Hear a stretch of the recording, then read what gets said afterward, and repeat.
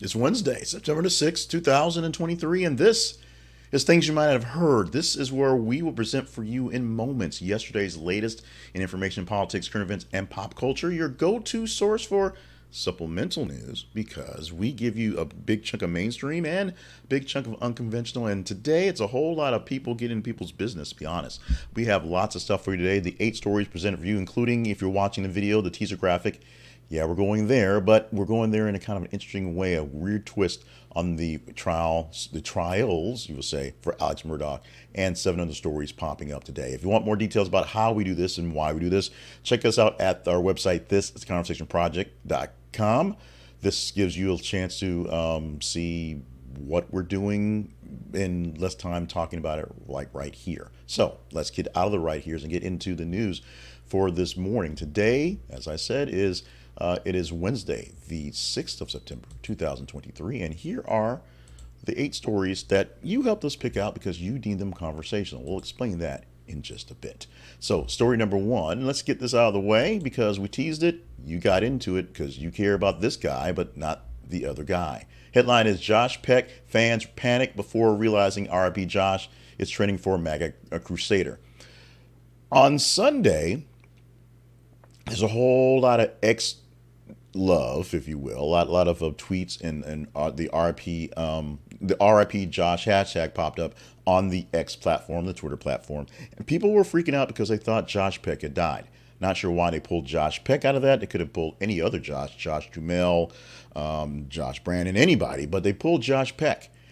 And to find out that the Josh that they were referring to, after people panicked for quite some time, is a guy named MAGA Josh. MAGA Josh is a internet personality for all practical purposes. He lives in a nursing home and was bedridden because of what he's going through. He apparently passed away on Saturday, and the people in the world following his tweets and following his messages were sending their RIPs to that guy, and we all thought it was Josh Peck because the Twitter.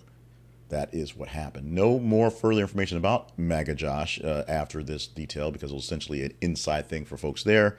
Just the RP Josh, and for some reason Josh Peck is the one that came in. Maybe because Drake Bell is always in the news doing weird things. They assumed that Josh Peck had his coming time as well.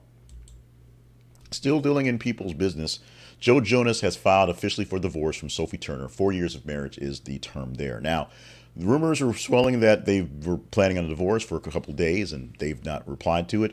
Earlier in the day, Joe, I should say, was seen wearing his wedding ring. So people thought, hey, maybe we're just overstepping this thing. And then later in the day, the filings and the paperwork's there. It's filing the standard serious problems and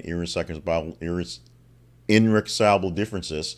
I couldn't say that back when she did it, when Drew Barrymore did the movie. I can't say it now, apparently. It's done. So, it's done. It's in the books. At least the paperwork is in. We'll see how this plays out going forward. For those of you waiting for Joe Jonas to be single, apparently this is happening much sooner than you thought. We shall see how this plays out as well because we stay in these people's business because we do. Kanye West and wife, that's in quotations, banned from life for life, not from life, for life, for boarding Venice boats after indecent exposure. I apologize for that one, but here's the deal. Kanye West was photographed with his pants down during a local ride in Italy, and his wife, Bianca Ciori, who may or may not be actually married, but they're shacking. The pair has been banned from the boarding any Venice boat company's vessels for life because of Kanye walking around with his butt hanging out. We have to check in on Kanye so often. We have. Let's hope better things happen next time we check in on Kanye. So these two guys wanted to have a shortcut to get around the Great Wall of China. So they were working to dig a hole and dig it fairly wide, and they did it. 2 construction workers were arrested for damaging a portion of the Great Wall of China using machinery. They were charged with destroying a cultural relic after being located by following the trail from the damaged wall. Of course, it's about 20,000 kilometers that goes across China, and it was basically there to literally keep the Mongols out, keep out the people from the opposing wars. A big old wall to help keep them away and keep them from invading. The big problem is, at this point in time, it's just a relic that's just a tourist attraction because I don't think the Mongols will be stopped by one big old stone wall. But the relic, the tourist attraction, was damaged. It's beyond repair because two dudes just didn't want to walk around the big old wall. We finally have an end, or do we, to the fallout in the Spanish soccer community after the president of Spanish soccer kissed one player and said, "I can do this because I'm the president." That may sound familiar. Guess what? Spanish soccer coach fired in further fallout from unwanted World Cup kiss by sports president. So the coach who sort of stood up for the guy is now out of there. Women's soccer coach was fired on Tuesday after the unwarranted celebrity kiss. The Royal Spanish Football Federation issued a sweeping apology for this going on. It just gets all sorts of just dumb. They fired Jorge Vilda on Tuesday, saying he left an extraordinary sporting legacy. Did not name a successor yet. We will see how this plays out and who's going to fall in line for this little thing. Alex Murdaugh's defense to seek new trial based on claims of jury tampering. This is an interesting story. So one of the clerks in the actual trial for Alex Murdaugh essentially did some tampering, did some maneuvering, did some jiggering with some stuff because she wanted to write a book. And so she was getting extra information, kind of peddling things and kind of pushing things to the point where she can get the information for a book to come out on the trial. We'll see how this one will play out because it's pretty damning in the accusation. So because of jury tampering, Alex Murdaugh may get a new trial. And we may go through the whole painful situation this all over again, whether for good or for ill for either side. But the importance of jury tampering, which we're going to hear a lot about, actually right now, hear a lot about it with the trials that are coming up with Bill popped in me, with Donald Trump and such. A whole lot of things going on with that end. So jury tampering is going to be big deals because you mess up with a jury and you screw that up, you can either make it worse for yourself or in most cases get a chance to get out of jail free card and retry the trial.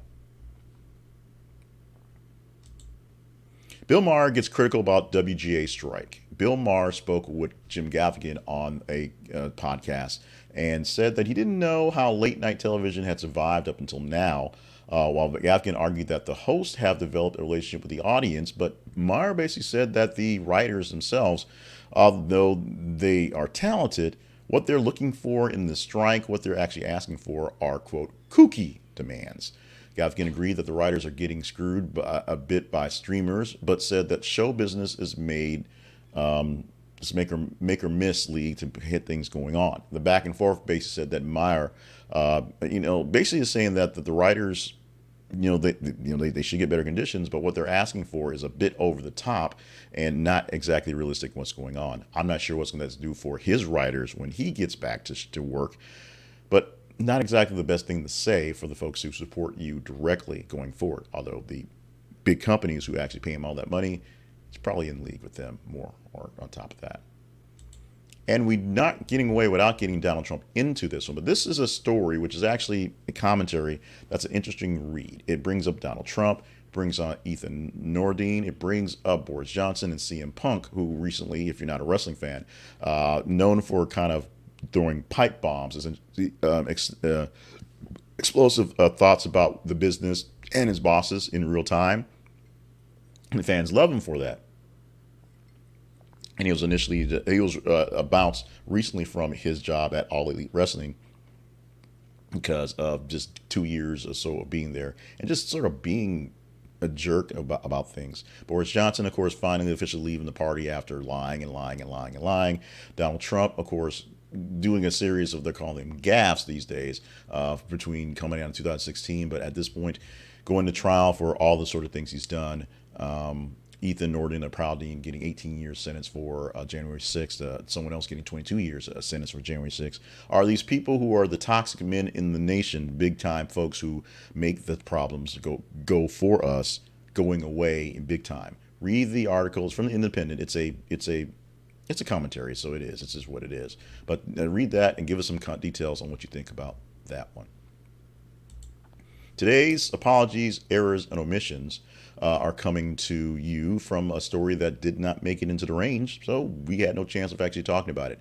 The simple fact is this one, the headline: Joey Chestnut takes defeat again, places second in to James Webb in wing eating contest in National Buffalo Wing Festival. Joey Chestnut's now lost two competitions basically in a row, an eating competition. So the gut and the mouth of the Iron Man of food, Joey Chestnut, may be wavering in going forward. It did not make the cut. It was really at the top. We take the top 15 stories to look at. This was 16, and you get a little blurb here, but not very much. Let's go into full detail about those blurbs, and let's talk about it with our conversations feeds conversation. The Conversation Project has feeds or website links at Facebook and Twitter/X so that you can gauge what we're doing all day long. Go to those feeds and engage with them. Click on a story and engage in it. Read it, like it, love it, hate it, share it, do whatever it is the platform asks you to do to show engagement to it. And with that, we get a score to talk about. Every morning from Tuesday through Friday, we go to the top 15 stories in engagement and give you 8 of those. On Monday, we give you 10 stories out of the top 30 for the full weekend. And if you like it, we get a chance to put up there and throw it in there for a go here like this. Headline for this morning, we could possibly talk about tomorrow if you deem this worthy on a Thursday. Warner Brothers Discovery says it will take $300 million to $500 million hit in 2013 earnings due to dual WGA-SAG-AFTRA, that's writers and actors, strike. Warner Brothers Discovery is saying they're going to lose a bunch of money. That's what they're saying. They're saying there's going to be maybe $500 million just because both the writers and the actors are on strike at the same time, so they can't do anything. One, they can't write new scripts to talk, and two, they can't even act on old scripts or redo or replay old stuff because the actors aren't working. A lot of money is going to be lost because a lot of production for new stuff will not happen and is not happening right now. There's plenty of stuff in the can, and as I say often, Netflix will play plenty of South Korea dramas because they got them. But in the meantime, for American stuff, for the big-time blockbuster stuff, it's not happening. And Warner Brothers is putting their money down on what they're going to lose. We can talk about that tomorrow if you go to our feeds and deem this one of the stories to talk about on Facebook and Twitter. A quick check-in with one of our newest sponsors called Sports Integrity. Sports Integrity is your home for sports memorabilia. Now, I am going on this weekend literally to go to we have a comic book convention here in Arkansas, and I'm going to grab a couple signatures for some wrestlers because we've got a lot of big crops coming in here. They brought in a very big group of folks to organize this year's version of it, and they're bringing in some real bangers to get in here to get signatures for. The kids are getting signatures from comic book folks and anime folks, and but I'm getting Ron Simmons and Lex Luger. I'm getting my wrestling dreamers out there this weekend. If you're a person who doesn't have access to these things, we have rare access to these sort of folks. You can go to Sports Integrity and look for your dream signatures, dealing with sports, dealing with entertainment, dealing with politics, some folks like that, and you can find it at good prices and with the guarantee of authenticity. Check them out at thisisaconversationproject.com/sports integrity. This is theconversationproject.com/sports integrity. That's our affiliate link for this one. If you want to go to the main page, just hit the sponsors page. They're there as well. These are affiliate links, so we get a commission from your use. So check them out, and they'll take good care of you.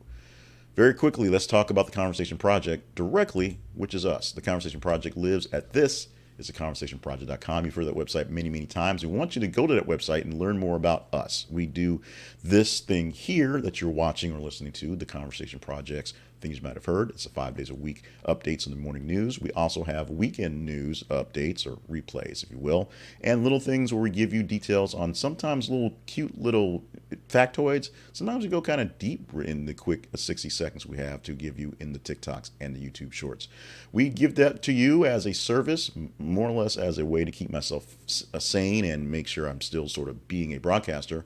But we can use some help because broadcasting in all forms needs a lot of help, a lot of resources, a lot of time. If you want to help us out with that, go to our website, This is a Conversation Project, and click on the partnerships page. When you do that, you can find ways to partner directly with us to keep things going, and literally keep the lights on. I'm actually needing to buy more lights, and that will help fund that project for more lights. Check it out at thisisaconversationproject.com. The most important thing you can do, of course, follow us on our feeds and email us at theconversationinbox@gmail.com with your feedback. That is asked about all the time.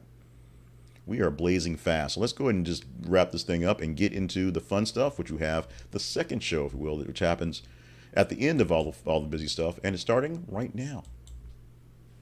The fun stuff always starts with September 6th or with birthdays, and September 6th is no exception. Jane Curtin turning 76 years on the day today. Also, Elizabeth Vargas, 61 years old, back in the news as for being back in the news. Having her struggles where she had to leave ABC because of some serious issues.